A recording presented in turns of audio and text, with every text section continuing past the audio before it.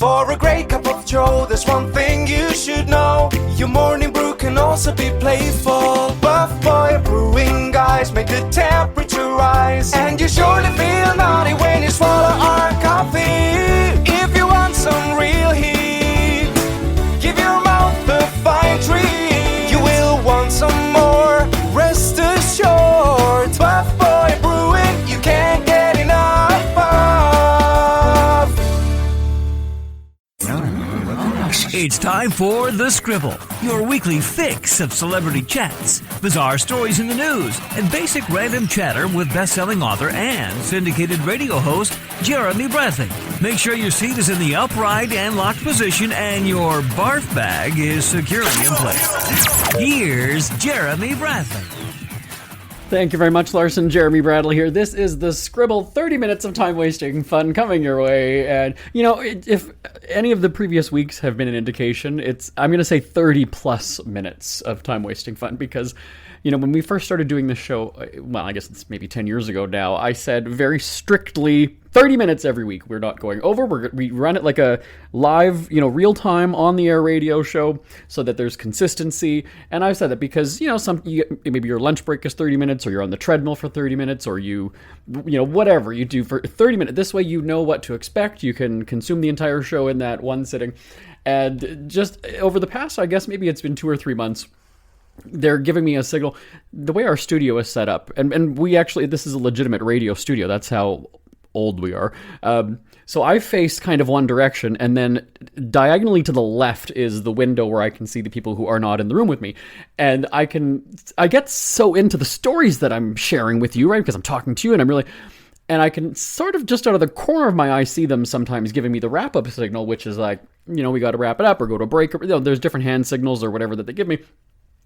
And because we've all worked together for so long, right? Our team has been together for over 20 years. I kind of tune them out. Right? It's like, you know, when you leave a Post-it note, you notice it the first time, but if you're constantly doing it and there's always, then you just don't even see them anymore. That's kind of the deal here, is that we've been doing shows with each other for so long that I kind of now just zone out and I tune them out. I kind of blind them out. And we go over 30 minutes. So there you are. And that's why, because it's a 2-minute story like that gets us into that kind of trouble. But anyhow, we've got a lot to talk about on the show today. A little bit of randomness. Now, you know, about a month or two ago, we did, I think it was like 4 weeks straight of commentary about restaurants. So that's had a lot of emails from you, the listener, and then also our team internally because, as I've already said, we're a very close group. We go for lunch all the time. We go for dinners. You know, we don't just hang out together at the office. So, obviously, restaurants are places that we go to quite a bit. And so we had this discussion, and I've shared a couple of the stories about our dining out experience. But we, 3 or 4 of us went to a restaurant the other day. And so I was kind of laughing. We carpooled. And so I had said, wouldn't it be funny, because we're always complaining about the whole tipping thing. I said, wouldn't it be if you were right up front when you come into the restaurant, you know, they walk you to the table, they sit you down, you know, you're handed the menu, your server comes, oh, hi, I'll be your server today. What would you expect if you said right off the top, we don't tip? What would you... Okay, so I'm going to discuss that. That's coming up. And then, how everybody's basically making their life or they're making their life a commodity. They're making their life a business. It is a little bit too much. So that's what we're going to talk about on The Scribble starting right after this. Isn't it crazy that you wait for payday, but before you know it, you're strapped for cash again? It's time to stop blowing your money and become a smart spender with the book, The Official Guide to Being an American Cheapskate at cheapskatebook.com. Learn simple ways to cut costs at home every day and during special times of the year. Don't go broke at Christmas. Don't remortgage the house for a fancy vacation. The book is filled with tips to save you money throughout the year. Check out the best-selling book, The Official Guide to Being an American Cheapskate at cheapskatebook.com or on Amazon and iTunes. Ever had something to get off your chest but never had the balls to say it? That's a load of crap. Speak Free with JB.com is exactly what you've been waiting for. Your chance to tell it like it is and not care what anybody else thinks. Have your say on issues of the day.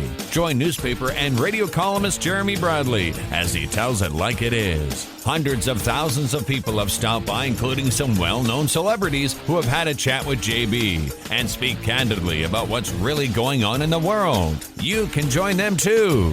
Have a rant or a rave.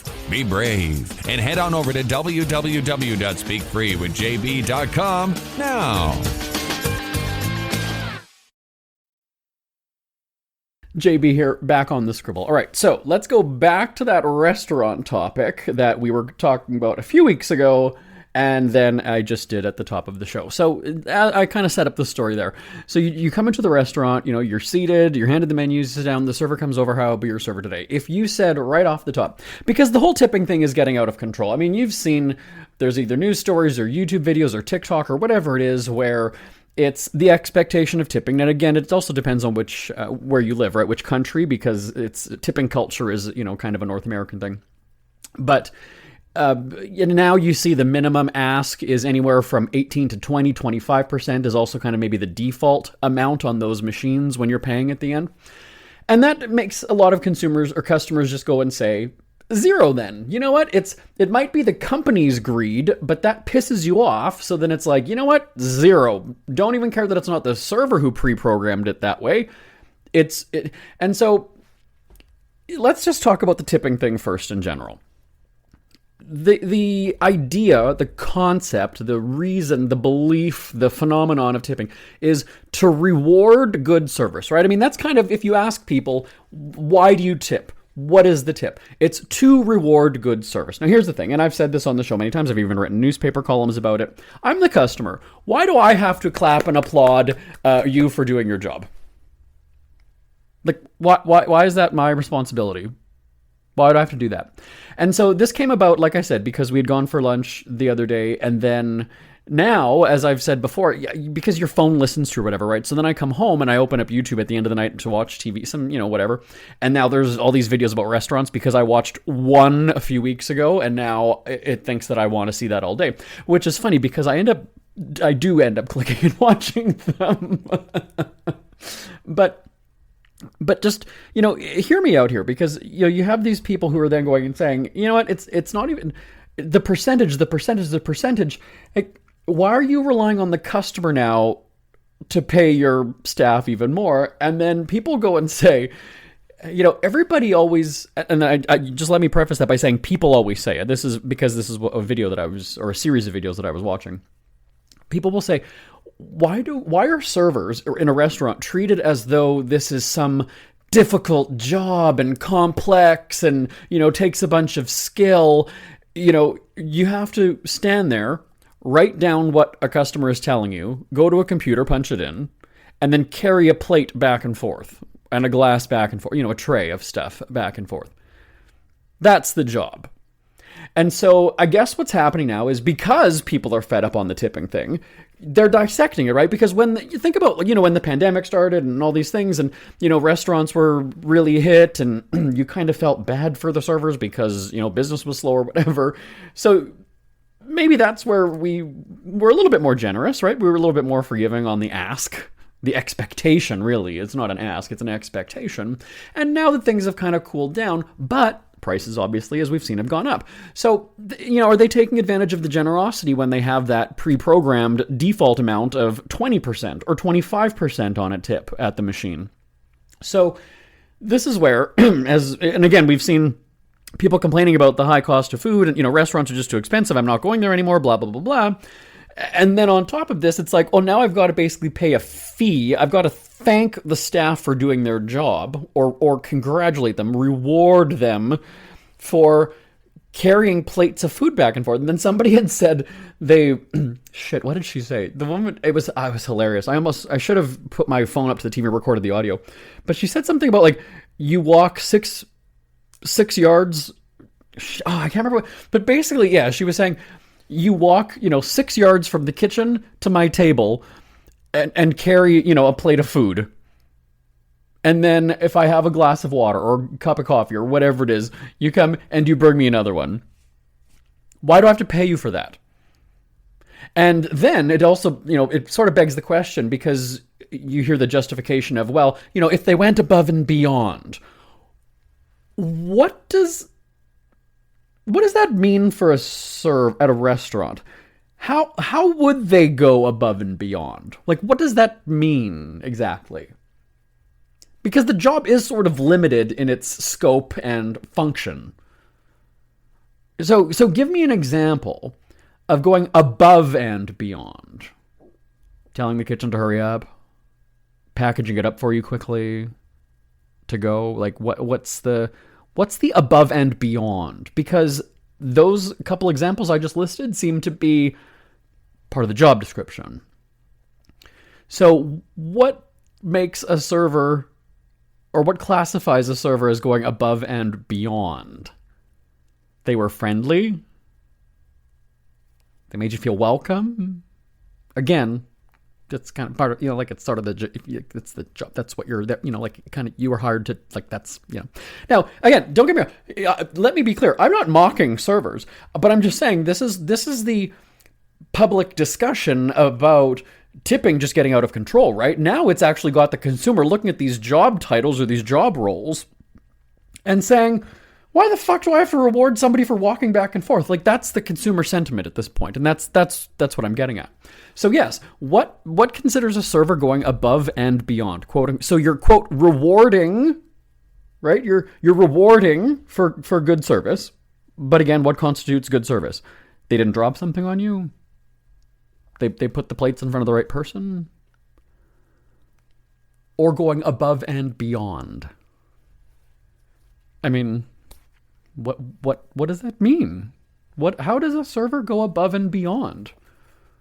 Tell me. Send me an email. Give me an example. Live, live at jbonair.com. live at jbonair.com. How does a restaurant server go above and beyond? I'll wait. Send the emails now. Like, so you're rewarding for good service. Think about that in any other, you go into a retail store and, sometimes you even, maybe the greeter, opens the door for you, or they, I don't know, when you're leaving, they'll take the cart from you and put it back in the right spot. I mean, am I supposed to tip them? What the fuck do I care where the cart ends up? That's not my problem. Like, right? And what other roles do you expect? And so again, and also then too, the other big complaint is the number of places that are asking you for a tip. And so, I've seen these videos, and then I've seen on the discussion, what is that called? It's the message boards now, but it's called, I'm so old and I'm so not into Reddit. Thank you. That's where my team comes in to save me. Again, they know exactly what I'm thinking of, and then they say it to me in my ear. Reddit, the Reddit forums, which is also what I was looking at. And, you have people saying that, same thing about, the number of places where I'm being expected to tip. So at a place like, let's say, Subway, or one of those restaurants where you kind of just go down the line and then they put toppings on your bun or whatever it is. And again, there's the expectation of a tip. I told the story a few weeks ago about the Mexican restaurant that I go to with my husband. I get a chicken burrito. They already know what it is that I get because we go there so often. And they go down, the brown rice, and then the grilled vegetables, the hot chicken, the cheese, and what they already, it takes them, seriously, when we go down the line, it takes them less than a minute to make my food. And then you get to the register, and I've noticed, and if you're a regular customer of places, you notice when the price does go up, even if it's just 10 or 15 cents. I said, when we first started going there, the chicken burrito was about 16 something, I believe, or 15 something, and then it creeps up, and then once it hits that next dollar mark, once it hits 16, you notice that, you feel that, and then it's 617, and then 670 or 630 something, and then 1670 something, and then it hits that 17 mark, and you're just like, wow, and then it creeps up. And then if you make it a meal and you add on, the chips or drink or whatever it is, now you're over $20-something for that lunch. So I can afford it. My husband can afford it. We enjoy the food. So it's not like I'm not complaining about that particular restaurant. I'm just saying they have the nerve then to ask you for that tip on the machine at the end, when again, you're kind of just like, what was going above and beyond for that? If that's the definition of tipping, right? The reason for tipping, the traditional purpose of tipping, how did they go above and beyond just now in that 1 minute of going down the line and putting on their little rubber gloves and slopping on, each of the toppings? What is the reward? Why am I tipping for that? What did they do that was so amazingly spectacular that it just... And again, why is that up to me to go and say, wow, you wrapped that chicken burrito very nicely? Because the toppings are portioned or whatever it is, right? So it's not like they're not sneaking me some extra, chicken or whatever. And I'm not even really paying attention anyway, right? So what am I rewarding in that instance? And again, that machine, because I look for the zero option as well. And that's another thing too. I don't like when you bury the lower amount, right? There's that. Have you seen that on, like, when you go to cancel your Amazon Prime or whatever it is, the color of the button to keep your thing is going to be, the darker green or blue, the more prominent button. And then the one to cancel is going to be the hollowed out, just the border, but it's a white button with just a thin little border as though it's not a button. I don't like that either. There was a name for that. We were looking at it the other day. I can't remember what it's called though. And so now you're trying to dupe me. You're trying to make me feel like we're going to make the cancel button a little less noticeable and we're going to keep my membership button.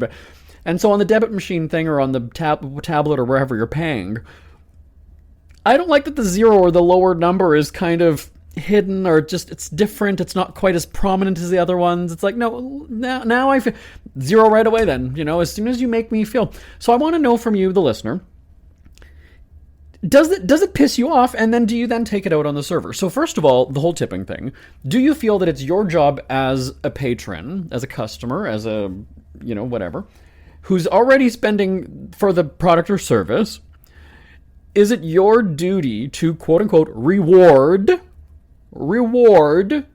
service for going, quote unquote, above and beyond? And give me examples of a server going above and beyond. Like, what, pulling out your chair for you, handing you your coat. And again, I'm not being sarcastic. I'm just thinking of when I go into a restaurant, what would a server do for me? What's considered going above and beyond? Are they wiping my ass after I go to the shitter? I mean, what's going above and beyond? And then secondly, why does I lost my... I've watched all these videos. I had it all sort of rehearsed in my head. Why does the size of, or the total amount of my bill, why does that dictate what the tip is? Now, also remember too, people want you to pay a tip on the tax as well. You do it from the subtotal, just so we're clear, everybody. You tip on the subtotal. You don't tip on the tax. But people have asked, and I've wondered this too, especially Uber Eats will do this when you're putting through your order. It calculates it on the original price of the order. So let's say your meal for two is $60 some on Uber Eats. So they put the default as, $6 or $7. And I'm sitting here going, the person is doing the exact same thing, whether I ordered one pizza or 3 pizzas. So why am I giving you $12 for doing the exact same thing? You went to that restaurant, you picked up the boxes, you put them in your back seat, you drove here, and then you handed them to me, or you put them on the, wherever and then you left. So you did the same thing. It's not like you walked back and forth 3 times. You didn't go anywhere. You didn't make a special trip. You didn't do anything. So why am I expected to tip more just because my bill is a certain amount? That's also something people are kind of wondering about and getting a little bit, particular with. Right? So think about that. Or even if you had the discount on Uber Eats, and so your original bill might have been $25, and then of course Uber tells you, well, it's based on the original amount of your order. Well, I had a fucking coupon, I had a fucking discount code, so that's not my... So you still want me to go and give them $6? They're doing the exact same goddamn thing. So if I tip them $1.25 to go from, down the street and around the corner, which is, sometimes how close the restaurant is. Oh, but he was carrying 3 pizza boxes. So let's bump that up to $9 now. Even though he did the exact same thing, got out of his car, went into the door, said the order number, they handed him boxes, and that's it. He didn't throw out his back. He didn't put on a back brace because it was so heavy. He didn't have to go make 3 trips because there was that much food. So why am I tipping based on the amount of my bill? Why am I expected to do that too? So something like that. I mean, do you go and clear that out and go, I'm going to do the $1.50 because that's kind of really, or $2 or $3, but $9 just because your bill is 60 something on a delivery order? Tell me your thoughts. Live, Live at jbonair.com. Live at jbonair.com. All right. Speaking of business, should everybody be going into business in their life? I'll tell you what I mean by that coming up right after this. Who are the Kardashians feuding with now? What did that little thug Justin Bieber do this time? Who's getting hitched? And who's headed for Splitsville? Hear the latest celebrity news and gossip every day on Entertainment Wrap-Up. The good, the bad, the ugly, but mostly the ridiculously hilarious. It's all recapped in this daily segment at entertainmentwrapup.com. Have a laugh at the expense of the rich and famous when they take themselves way too seriously. It's 3 minutes of time-wasting fun at entertainmentwrapup.com. Check out Entertainment Wrap-Up at entertainmentwrapup.com. Brought to you by Speak Free Books. We hear you chirping. Get scribbling. Tweet up the scribble at The Scribble Show. Join the discussion with Jeremy Bradley. It's all going down right now on Twitter at The Scribble Show and at thescribbleshow.com. JB here on The Scribble. In entertainment, product placement has kind of always been around. A lot of times it's been subtle. Back in the day, it used to be, you might have a character in a movie or TV show, just casually drinking a Coke and the label is, right? I mean, the bottles are right there, the labels, and Coke paid for, however much to have that shown or have the name said or whatever it is. It was a little bit more shocking. It sort of hit pop culture with American Idol. Right? That's when you had, AT&T, and I guess Coke was the big thing too, right? You had the Coke logo circling in the background behind Seacrest, and then the people who, you're going to forget after the season is over. And AT&T was always big, and so that's where it was a little bit more in your face. And like I said, it's always been around on television, but that's the first time that I remember it just being, really right there. And then now you have shows like Good Morning America and The View, where it's basically like a garage sale segment at the end. View your deal, and they're hawking products and they're selling things because, again, they're trying to make money. And so it's not about advertising anymore with these TV shows. It's about, product placement. And you see that with the news here in LA. I mean, I see that all the time on KTLA. You have these, you kind of look at it and go, it's on the news, but is this actual news or is this a paid segment? Is this a paid feature? And it's kind of blurring the lines as to what's editorial, or what's advertising and what's editorial, what's news. And so that's where I just kind of the news should be the news. Let's not have, corporate interference. And you can have a segment sponsor, right? The weather is brought to you by whatever. Okay, fine, because that's prominently announced. But in other instances where you're just seeing that it's, I'm just trying to think because I see it all the time on the news here, gift ideas for whatever, and it's, a certain company or it's a certain store, and I'm kind of like, why are they being treated to this, why are they the expert? Did they pay? And then come to find out, because I've been in the business a long time, yes, most likely they've paid to be, have a sponsored segment. And just to be clear, the FCC, it is, it's actually the law, it's the rules that they need to disclose when there's a paid, endorsement or advertising, especially on news programming like that. And so again, The View, you can watch the show at the beginning. They'll have the hot topics discussions. Then there's a celebrity guest. And then the last 15 minutes, they're going from table to table. They're hawking products. And it's like, oh, you get 50% off this and whatever. And I'm sitting there going, why have daytime shows become like the home shopping channel? It's very strange. It's very weird. So that's kind of a turnoff because, again, everywhere you look, it's just sell, buy the product. But at the same time, you can't even go to social media because that's all that people are doing now as well, right? You've got subscribe to my channel, subscribe to my Substack, subscribe to my whatever it is, OnlyFans even. And everybody's life, everybody's selling something, whether it's a product, whether it's their newsletter, whether it's subscriptions to content they're making. And I sit here and go, what happened with just having a job, working for somebody, doing that, and then going home and just living your life?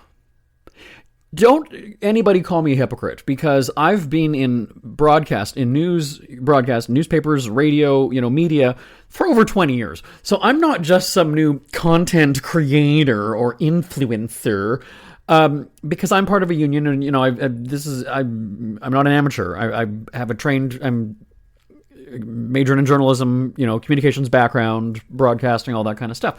So I'm not a hypocrite, because it's a business for me. This is a job, and this is, it's not that I go home and I don't have a ring light where I go and set up and make YouTube videos and do this. It's like, no, I'm paid to host shows or write a newspaper column, and that's it. So I don't know that everybody needs to monetize their life. Now, I realize that the pandemic had everybody kind of working on little side gigs to, maybe it was extra money, maybe you lost your job, so it was your sole source of income. So I get that. But you can go back to just working for somebody now.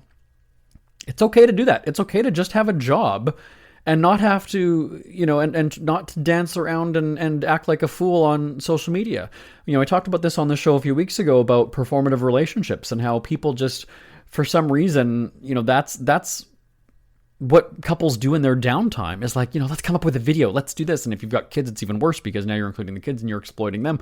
But I'm sitting going, what about like just going out and having a family trip and not, documenting, like broadcasting it to everybody? And as I said, I don't know if it was last week or 2 weeks ago, that my husband and I can go on a trip and we can come back and our teams will ask, like, well, like, no pictures? Like, what'd you guys do? It's like, well, we went away with, we had a nice time, him, me, the 2 dogs, and that was it. We didn't need to take pictures and document it for everybody. I mean, it was our vacation. It wasn't meant for everybody else. So yeah, we can go on a trip and literally not take 0 photos. 0 photos. It's happened many times. You'd be surprised how much fun you can have in life when you're not immediately thinking, oh, gotta get a picture. Oh, gotta upload this. Okay, hold on. Let me just live your life. Not everybody needs to be, you don't just just get a decent paying job. Back in the day, that used to be the goal. That used to be, you can find your dream job, right? You'll never work a day in your life. That was the saying back then. Where you find something you love to do, get paid for it, bonus, whatever. So do it again. Do it again. Because here's the thing. This is the thing. I mark my words, quote unquote, influencers, content creators, is at some point you do end up running out of steam. Think about all the best TV shows, all of the funny, eventually the writers, you run out of it and you're done. I can't tell you how many times I've seen somebody who, I mentioned about like seeing YouTube videos or whatever. I'll go and I'll look and see, okay, that was uploaded a year ago, 2 years ago, whatever. And it's had, 1 million, 2 million views.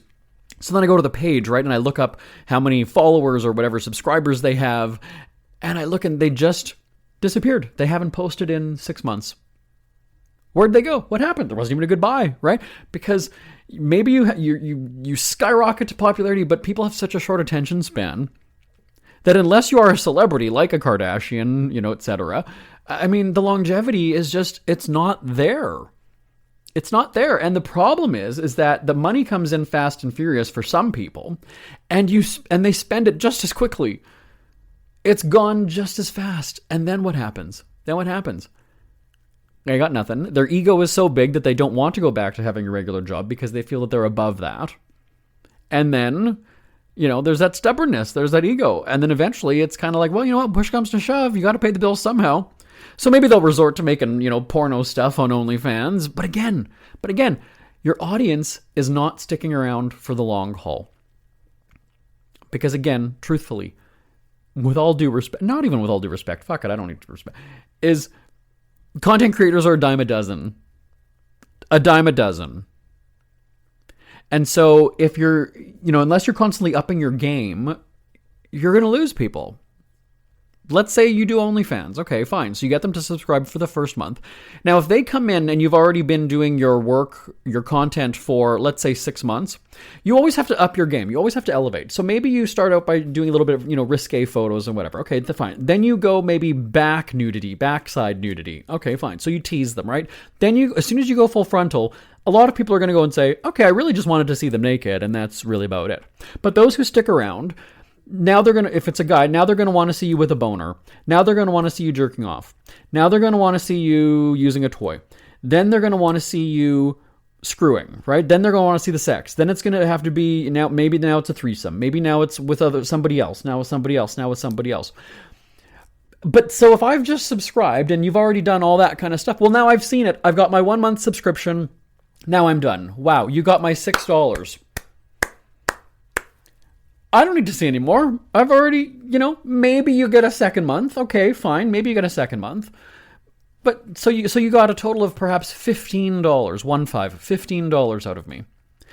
That's where you would go and say, well, that's where you go with volume, right? So I've got 4,000 subscribers. Okay, fine. Yes, people are going to constantly be coming and going. Get it? But again, it's going to cycle through. And are you going to keep enjoying doing it? I hosted our syndicated radio show for 15 years. Celebrity guests, free trips, red carpets, paid to vacation, all this shit. It was great. Had a good time. But eventually, you just run out of steam and you're kind of like, you know what? It's done. Now, if I didn't have a company that was already, I own a media company and we produce a bunch of other things. We have 2 e-commerce stores. We've got a bunch of different things. So if I did not make, and I made a lot of money doing the radio shows, so if I was just, let's say, getting a regular salary and hosting these shows, then yeah, I would have had to go back to work. Instead, I retired at the age of 39, so it's a little bit of a different scenario for me.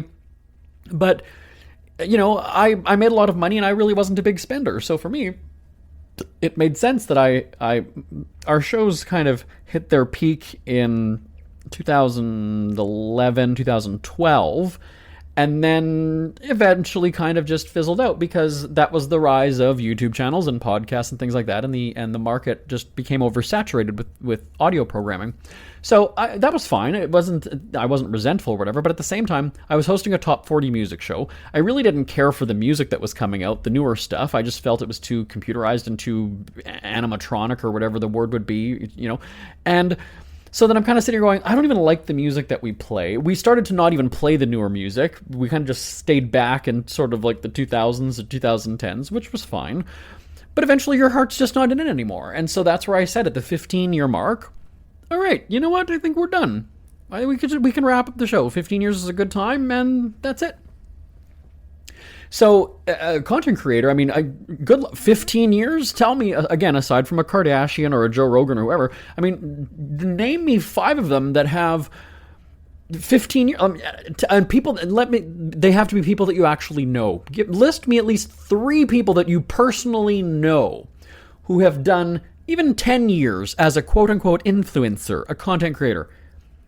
10 years of doing it as their only source of income. Name me 3. Send me an email. live@jbonair.com. live@jbonair.com. Why am I going on this rant? So again, it's because, first of all, I'm sick of just being sold something every time I just watch something or whatever. Like, there's that. And then the second time, it's also kind of, setting yourself up. Because I think what happens is people, again, make a shit ton of money, whether it's on OnlyFans or whatever it is, and just think that you're set now. No, it's basically like a job. And how many people do you know that stay at their job for life? I'm not saying in the same profession. I'm saying in that job, in that building, in that company. How many people are staying there from their mid-20s or early 20s right till they retire? Same place. Not moving around, not going from, I'm going to upgrade to this business. I'm going to move to this business. I'm going to move to this business. No, in that same job role. Probably not many. Probably that was my parents' generation. My mom worked at a school. She stayed at the same school for 30-some years. She retired. My dad worked at a plumbing wholesaler place, and he was there for 30-some years, retired. So that's a content creator. Once you fizzle out, think about it as a job. Think about it as a job. Even if you don't create content, how many jobs have you had in the last 5 years? right? People stay at a job for maybe 2 years if they're not, fired or whatever. But people job hop. That's just the way the market is nowadays. So it's no different if you're a content creator. Do you have enough creativity and steam to keep doing that for 10, 15, 20 years? The answer is most likely no. I mean, really.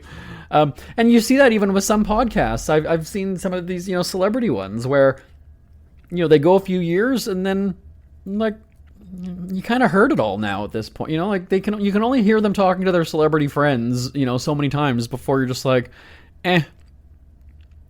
So, send me your thoughts on basically everybody's life being a business. Everybody's life is just, they're trying to cash in on whatever they do. Live at jbonair.com, LIVE at jbonair.com. And we're out of time, so I will talk to you same time, same place next week on The Scribble. Bye-bye for now. Want more Scribble?